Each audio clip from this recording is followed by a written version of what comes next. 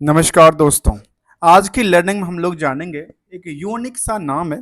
मुझे लगता है कि इस नाम से कुछ और भी आपके काफ़ी सारा लिंक होता है चीज़ों को। एक नाम बड़ा यूनिक है, इसलिए मैंने सोचा कि इसको ऊपर थोड़ा सा लर्निंग करता हूँ। कंपनी का नाम है सूरज। और ऐसा लगता है कि ये सूरज सोलर होता तो मुझे लगेगा कि बेहतर होता, मार्केट को एक यूनिक नाम मिलता। तो फिलहाल मैं सूरज सोलर की बात नहीं करूंगा। सूरज लिमिटेड कंपनी का नाम है, जो कि ट्यूब और जो कि ट्यूब पे कामकाज करती है, पॉलिश्ड ट्यूब के ऊपर, अर्थात जो पाइप होती है उसके ऊपर कामकाज करती है, जो कि इनकी वेबसाइट्स पे आप देख पा रहे होंगे। तो चलिए आज इसे स्टॉक के बारे में जानेंगे, जो कि मार्केट में लिस्टेड भी है और साथ में इसका रिजल्ट का भी इफेक्ट आया है। और रिजल्ट के इफेक्ट के बाद अब अगले ट्रेडिंग सेशन में क्या करेगा, कैसे पोटेंशियल बनती है लगातार या नहीं बनती है, चाहे वो एक साल की डेटा बेसिस हो या 6 महीने की डेटा बेसिस हो या फिर 1 महीने का कंपेयर ही क्यों ना हो। इसका जो डेटा बेसिस आया उस पर चर्चा करेंगे। और उससे पहले एक नंबर चार्ट भी देखें। चार्ट में लगातार एक जो बीच में एक पुल बैक था, पुल बैक के बाद गिरावट आई, गिरावट के बाद एक सेम लेवल पे आ करके क्या हो रही है, सस्टेन करती नजर आती है, बार बार एक लेवल के आसपास आके अटकी पड़ी है। अर्थात एक प्राइस, जिस प्राइस पे, इसी प्राइस के आसपास बहुत दिनों तक स्टॉक ने क्या किया है, मोमेंटल किया हुआ है और एक स्थिरता बना के रखी है। क्या यहाँ से बड़ी उछाल लगाने की तैयारी है या नहीं? तो चलिए इसका हम सबसे पहले देखते हैं लेटेस्ट अपडेट की तरफ, उसके बाद हम चलेंगे कंपनी के बारे में। लेटेस्ट अपडेट ये आती है जो उसका जून का रिजल्ट आया, इस क्वार्टर का, लेटेस्ट क्वार्टर का। उसमें कंपनी ने कहा कि हमारा सेल्स तो 28% गिर गया। उन्होंने खुशखबरी दिया कि 28% गिर गया, लेकिन लेकिन मेरा ईपीएस और जो नेट प्रॉफिट था वो जंप कर गया। चलिए अच्छी बात है। पता है क्या हुआ? सेल्स घटने के बावजूद भी इनका प्रॉफिटेबिलिटी में कोई कमी नहीं आई। तो चलिए आज इसी पे हम चर्चा करने का प्रयास करेंगे। जहाँ पे जून 23-24 को हमने कंपेयर किया तो क्या कहती है, सेल्स में गिरावट हो गई। जैसे मार्च 24 को जून 24 को कंपेयर करेंगे तो भी गिरावट का माहौल देखने को मिला। उससे ज़्यादा ज़्यादा गिरावट आ गई किसमें?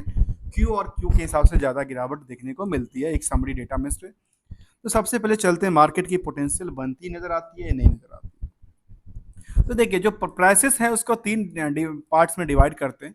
पहला एज अ फंडामेंटल, दूसरा एज अ ट्रेंड। ट्रेंड क्या दर्शाता है, आखिर मार्केट में इसको प्रति जो विचार विमर्श है वो क्या कहता है।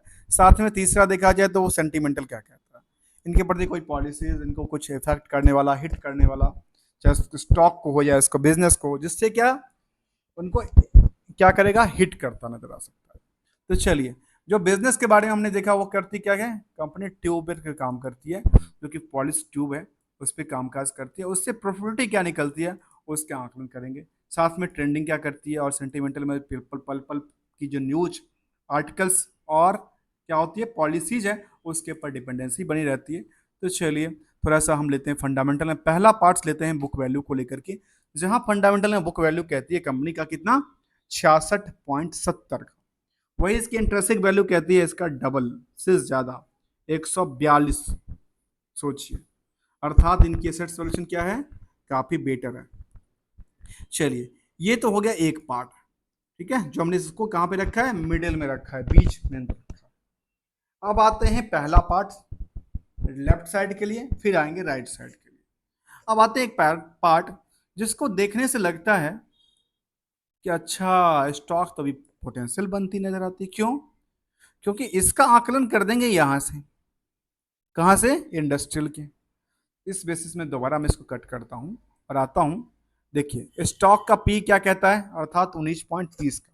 ये किस बेसिस पे कहता है, जो करंट जो प्राइस है, उड़ती हुई प्राइस को मापने की जो मशीन है, वो मापने की मशीन को क्या कहते हैं, ईपीएस से मापेंगे तो मापने की जो वैल्यूशन आई वो कहते हैं, स्टॉक का पी वो कहता है 19.30।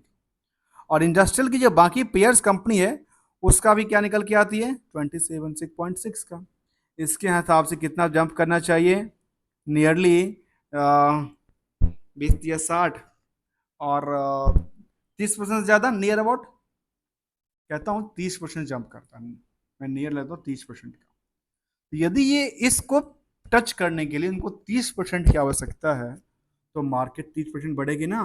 और 30% मार्केट बढ़ेगी तो कहाँ जाएगी, मार्केट 3 दूनी 6, मतलब 300 के आसपास।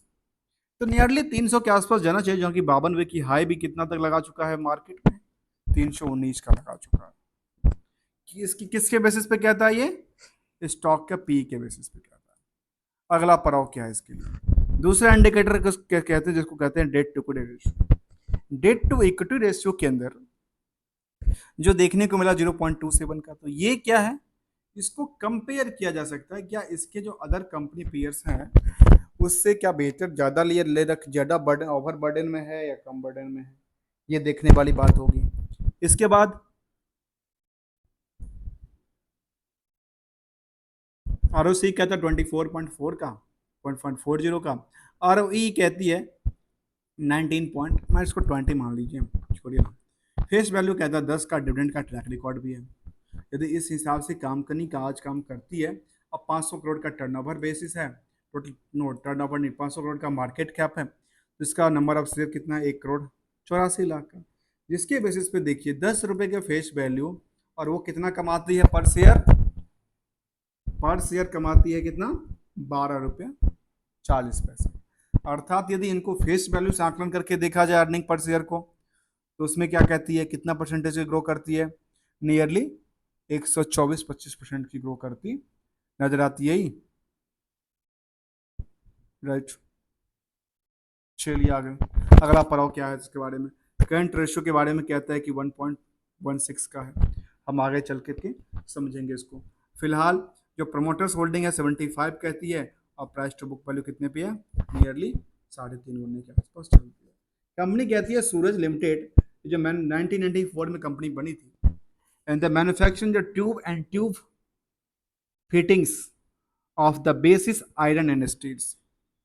जो पाइप होती है ना, बेसिकली मैं कहूँ तो पाइप जो होती है ना, पाइप जो लोहे वाली पाइप जिसको कहते हैं, स्टील पाइप कहते हैं, उस पे कामकाज करती है। जिस जैसे कि हम वेबसाइट पे क्लैरिटी के साथ देख सकते हैं, अच्छा ये इस तरह के कामकाज करते हैं, इनके पास इस तरह की पाइप आती है, और इसमें अलग अलग तरह की पाइप्स होती है, और इसका क्या करती है, पाइप के साथ साथ उसको मॉडलर के साइड में या फिर उसको लगाना फिटिंग्स के साइड के लिए कामकाज करती नजर आती है।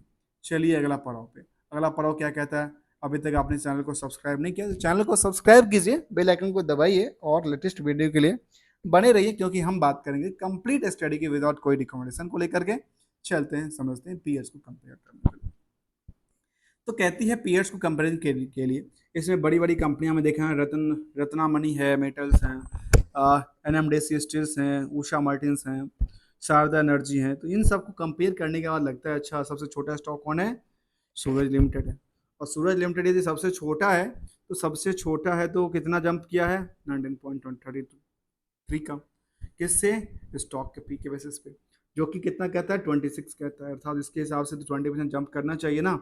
और सबसे ज़्यादा कौन सा भाग गया, रत्नामणि भाग गया। क्या उसको और पोटेंशियल बनती है नहीं बनती, तो ये तो डिसाइड होता है प्रॉफिट के बेसिस पे। इसको ये नहीं कहा सकता कि मार्केट में प्राइस जो बढ़ी है केवल पी के बेसिस पे, जिसका कम है ज़्यादा है उसके बेसिस पे चलता है।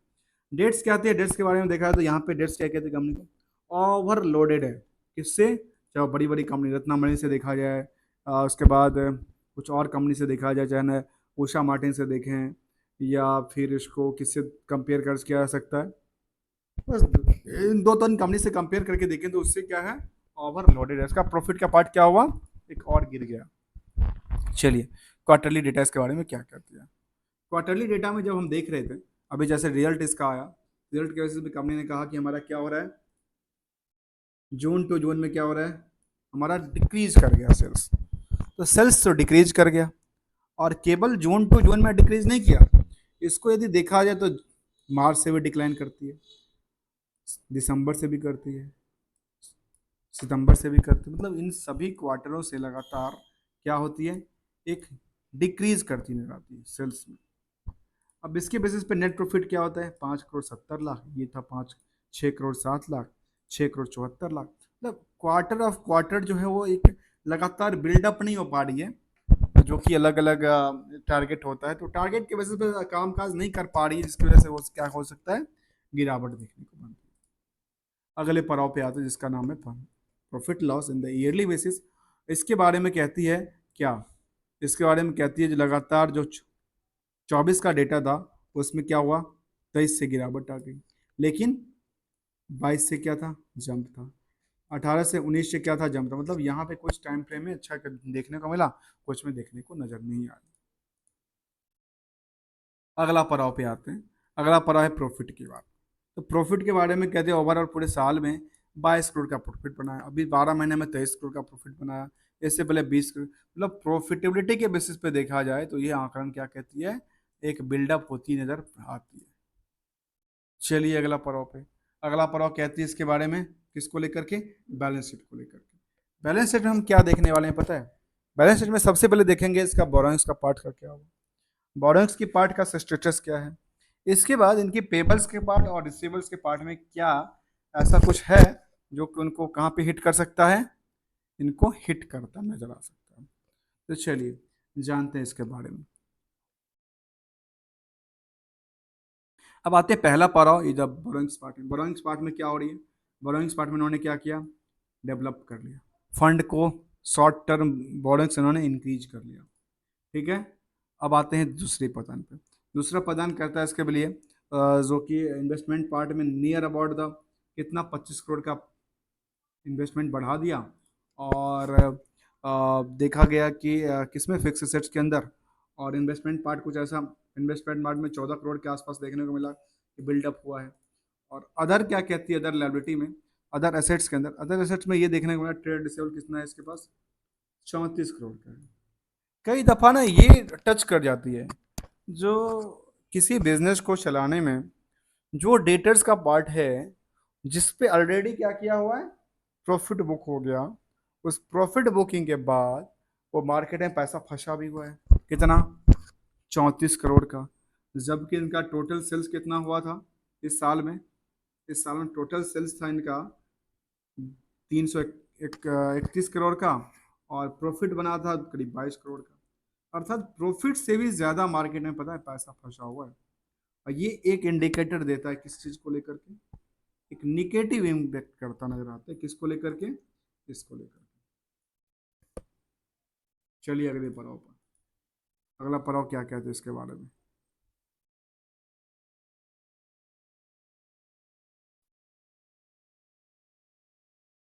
अगला पड़ाव कहता है जो पेबल पार्ट भी पड़ा हुआ है 13 करोड़ से ज्यादा, यदि इन दोनों को आपस में सेटलमेंट भी कर दें तो कितना था, 34 में से 13 घटा तो तब भी तो 20-21 करोड़ का बचता है। और प्रॉफिट कितनी बचती है इसका, प्रॉफिट बचता है नियर 22 करोड़ के आसपास। अगली कदम पे चलते हैं। अगली कदम क्या कहते हैं इसके बारे में, सेंटिमेंटल में देखने का प्रयास करते हैं। तो सेंटिमेंटल में हमने देखा कि इसका रिजल्ट का पार्ट आया, उससे पहले कुछ और ऑर्डर और कुछ इन्फॉर्मेशन है, तो कहते हैं नहीं हमारे पास मैनेजमेंट ने कुछ रिजाइन किया। और इन्वेस्टमेंट क्या कहती है इसके बारे में, जहाँ पे शेयर होल्डिंग पैटर्न की बात करें तो 75% की होल्डिंग किसके पास है, वो प्रमोटर के पास है। और रेस्ट जो होल्डिंग है वो है किसके पास, पब्लिक के पास। कोई भी दूसरा इसमें थर्ड पार्टी नहीं देखने को मिला। अब पब्लिक में 24% में कुछ ऐसा नाम निकल के आता है जिसका नाम है प्राइवेट लिमिटेड, प्राइवेट लिमिटेड। तो इसमें शायद लगता है कि इनको कुछ बड़े लोग हैं, हो सकता है इनकी खुद की इंटरनल कंपनी के हिसाब से होगा। और रेस्ट जो है वो पब्लिक में काम काज करती है, 3 2 5 6 7 7% को काट दें तो 17% के आसपास क्या कहती है, पब्लिक होल्डिंग नजर आती है स्टॉक को लेकर। तब एज ऑन टाइम फ्रेम देखा जाए इसका कुछ सपोर्टिंग और रेजिस्टेंस बनती नजर आती है रिजल्ट के बेसिस पे। तो रिजल्ट के बेसिस पे हो सकता है मार्केट इसके पीछे क्या करेगी, इस हिसाब से सेंटिमेंटल क्या बनाया था, एक सेंटिमेंटल ये बनाया था कि मार्केट में थोड़ा सा झुकाव करने का आसार था, तो झुकाव हो सकता है और थोड़ा सा, क्योंकि इनका यदि कोई फर्स्ट नज़र में कोई इसको देखेगा ना, तो जहाँ पे कहती है कि सेल्स हमने वाई इंक्रीज कर डिक्रीज कर दिया, बाकी सारी चीज़ें हमारी इंक्रीज हो गया, इसके आंकलन हिसाब से दो इम्पैक्ट पड़ सकते हैं। एक तो सेल्स को देखने वाले लोग कहेंगे अच्छा छोड़ो डिक्लाइन करो, बेक वाली करके निकलो। और कुछ जो प्रॉफिट को देखते हैं उनको लगता है अच्छा ना ये बूस्ट हो सकती है आगे चल के, क्योंकि मार्केट में और ज़्यादा इफिशिएंसी से काम काज कर सकती है कंपनी। हमने समझने का प्रयास किया इस कंपनी को लेकर के। स्टडी अच्छा लग रहा तो मुझे कमेंट करके बताना, स्टडी में कोई आपको कमेंट करना तो प्लीज़ प्लीज़ प्लीज़ कमेंट करना। और हम ट्राई टू करेंगे जो आपकी क्वेरी हो उसको मैं एक तरह से समझने का प्रयास करूं और एक रिजॉल्व करने का इच्छा रखूं। Thank you so much for joining here दोस्तों।